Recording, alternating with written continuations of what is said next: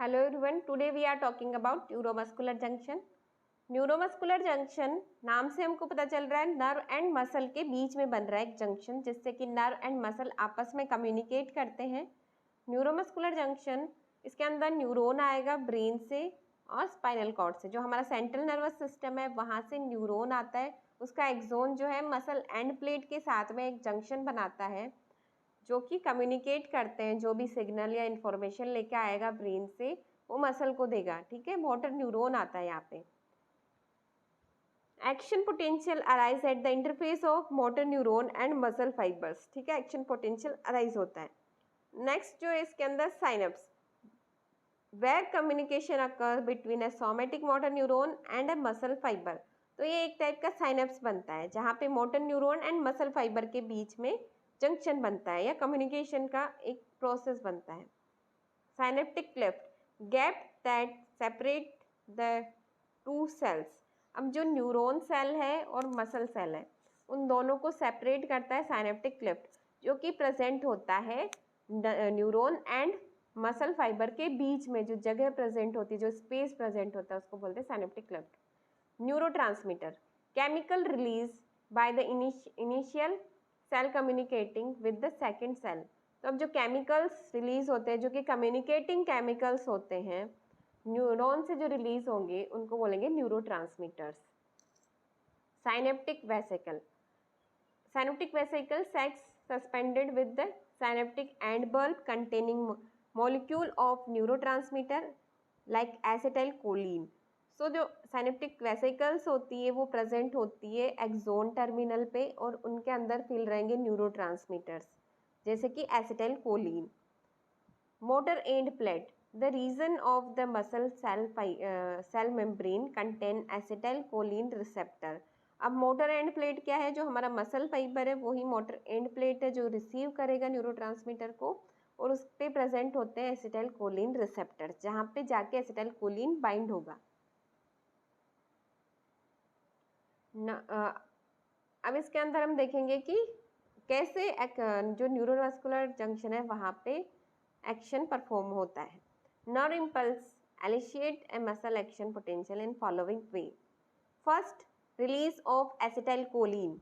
सो first सबसे पहले क्या होगा, जो प्री साइनेप्टिक मेम्ब्रेन है या जो हमारा एक्सोन टर्मिनल है वहाँ से रिलीज होता है एसिटाइल कोलिन साइनेप्टिक क्लेफ्ट के अंदर। ठीक है।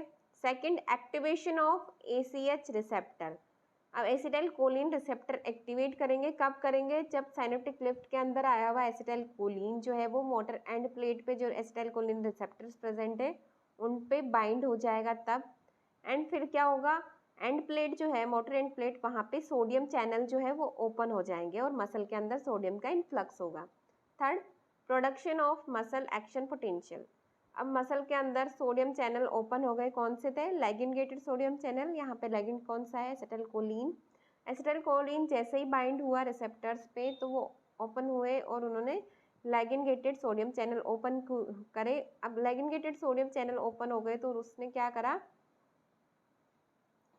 उसने जनरेट किया एक्साइटेटरी पोटेंशियल। ठीक है, EPSP उसने जनरेट किया। अब उसके बाद में क्या होता है, जैसे ही एंड प्लेट पोटेंशियल जनरेट हुआ अब वो क्या कर देगा, थ्रेशोल्ड पोटेंशियल तक लेके चला जाएगा। जब लैगिन गेटेड सोडियम चैनल ओपन हुए, जैसे ही थ्रेशोल्ड पे पहुंचा फिर रिलीज होते हैं या फिर एक्टिवेट होते हैं वोल्टेज गेटेड सोडियम चैनल।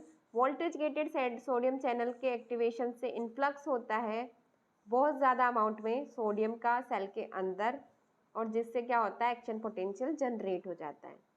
ठीक है। अब जो एक्शन पोटेंशियल जनरेट हुआ उसकी वजह से साइटोप्लाज्मिक रेटिकुलम जो है, सार्कोप्लाज्मिक रेटिकुलम, वहाँ से रिलीज होगा कैल्शियम का, और कैल्शियम क्या करवा देगा, कॉन्ट्रैक्शन करवा देगा मसल का।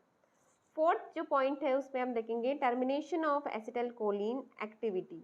अब जो एसिटाइल कोलिन साइनेप्टिक क्लेफ्ट के अंदर आ गया, उसने बाइंड कर लिया है एसिटाइल कोलिन रिसेप्टर पे, वो यूज़ आ गया। और अब जो बचे हुए जो कि यूज़ नहीं आएंगे उनको क्या करेगा, उनका एलिमिनेशन होता है साइनेप्टिक क्लेफ्ट से, किसके थ्रू? एसिटाइल कोलिन एस्ट्रेज जो है उसके through. Acetyl choline esterase enzyme present होता है वहाँ पे, वो क्या कर देगा, ब्रेक डाउन कर देगा एसिटाइल कोलिन जो है न्यूरोट्रांसमीटर उसका, ताकि साइनेप्टिक लिफ्ट के अंदर जो एसिटाइलकोलिन बच गए हैं वो टर्मिनेट हो जाए और मसल जो है वो कॉन्ट्रैक्ट ही ना रहे, कॉन्ट्रैक्टेड स्टेट के अंदर ही रहेगी अगर ज़्यादा अमाउंट एसिटाइलकोलिन साइनेप्टिक लिफ्ट के अंदर पड़ा रहा तो उसको टर्मिनेट करना बहुत ज़रूरी है, जो कि एसिटाइलकोलिन एस्ट्रेस करता है। Now as we see in this diagram, first we see ये मसल, ठीक है, ये मसल है, मसल पे जो हमारा नर्व है, नर्व का एक जोन आके यहाँ पे क्या बना रहा है, जंक्शन बना रहा है मसल एंड न्यूरॉन के बीच में बन रहा है एक्सोन टर्मिनल ऑफ न्यूरॉन, इसको हम बोलेंगे न्यूरोमस्कुलर जंक्शन। अब ये जो है एक्सोन टर्मिनल, उसको साइनेप्टिक बल्ब भी बोला जा सकता है, ठीक है, जो एक्सोन टर्मिनल पे जो बन रहा है उसको साइनेप्टिक बल्ब बोलेंगे। और ये सार्कोलेमा हमारा प्रेजेंट है यहाँ पे मसल पे, मसल की जो मेम्ब्रेन होती है उस पर ये क्या बन रहा है, जंक्शन बन रहा है। अब इस डायग्राम में अगर हम जूम करके ये वाला एरिया देखेंगे तो यहाँ पे देखो एक्शन पोटेंशियल की वेव आ रही है, नर्व इम्पल्स आ रही है। अब यहाँ पे जो होता है साइनेप्टिक बल्ब जो है उस पर प्रेजेंट होते हैं वेसिकल, और वेसिकल के अंदर फील होता है एसिटाइलकोलिन। एसिटाइलकोलिन क्या करेगा, जैसे नर्व इम्पल्स आई एसिटाइलकोलिन जो है वो रिलीज हो जाएगा वेसिकल से, और वेसिकल से रिलीज होकर कहाँ पे जाएगा, मोटर एंड प्लेट पे। मोटर एंड प्लेट पे क्या प्रेजेंट है, एसिटाइलकोलिन रिसेप्टर, ये ब्लू कलर में जो दिख रहे हैं। अब ये जो एसिटाइलकोलिन जो है वो बाइंड हो जाएगा एसिटाइलकोलिन रिसेप्टर पे, ठीक है। इसके अंदर हम सारे स्टेप देखेंगे वन बाय वन। फर्स्ट क्या हो रहा है, नाउ इम्पल्स आई, ठीक है, अब उसने क्या कर दिया, acetylcholine is release from synaptic vesicle. अब ये जो रेड कलर में दिख रहे हैं एसिटाइलकोलिन, ये रिलीज हुए साइनेप्टिक वेसिकल से, कहाँ चले गए, साइनेप्टिक क्लिफ्ट के अंदर। सेकेंड पॉइंट देखो, acetylcholine bind to acetylcholine receptor. अब ये एसिटाइलकोलिन जो है वो बाइंड हो गया एसिटाइलकोलिन रिसेप्टर पे, जो कि मोटर एंड प्लेट पे प्रेजेंट है। Third step, muscle action potential is produce. अब जैसे ही एसिटाइलकोलिन बाइंड हुआ उसने क्या कर दिया, सोडियम चैनल ओपन किए, जिसकी वजह से क्या हो गया, मसल एक्शन पोटेंशियल प्रोड्यूस हो गया। Next point, acetylcholine is broken down. अब जो एसिटाइलकोलिन है वो ब्रोक हो जाएगा किसके थ्रू, एसिटाइलकोलिन एस्ट्रेस यहाँ पे प्रेजेंट होता है साइनेप्टिक लिफ्ट में।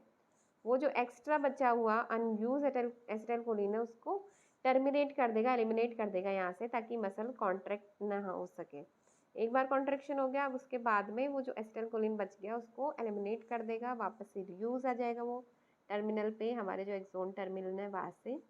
और इससे क्या होगा, मसल जो है वो हमेशा कॉन्ट्रैक्टाइल स्टेज में ही नहीं रहेगी। अगर यहाँ पे ही पड़ा रहा साइनेप्टिक लिफ्ट में तो मसल कॉन्ट्रैक्ट ही होती रहेगी।